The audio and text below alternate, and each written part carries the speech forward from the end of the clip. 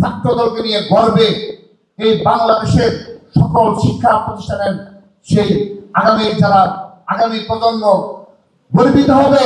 কিভাবে ক্যাম্পাসে ক্যাম্পাসে মব করেছেন, কিভাবে ক্যাম্পাসে ক্যাম্পাসে ছাত্রদলকে বিতাড়িত করার জন্য সমগ্র ষড়যন্ত্রের জাল বপন করেছিলেন, সবকিছু সেই ইতিহাসে লিপিবদ্ধ হবে।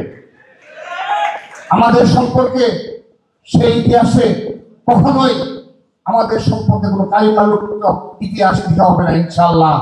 যদি সঠিকভাবে ইতিহাস লিপিবদ্ধ হয়, ছাত্রদলকে নিয়ে গর্বে এই বাংলাদেশের সকল শিক্ষা প্রতিষ্ঠানের সেই আগামী প্রজন্ম গর্বিত হবে যে ছাত্র দলের নেতা কর্মীরা অত্যন্ত সহনশীল ভাবে তারা এই পরিস্থিতি মোকাবেলা করেছে।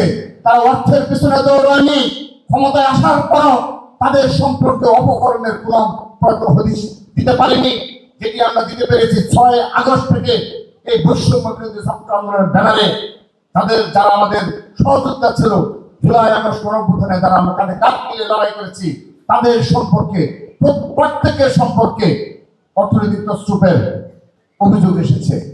আমাদের সম্পর্কে ভবিষ্যৎ আসেনি, সেহেতু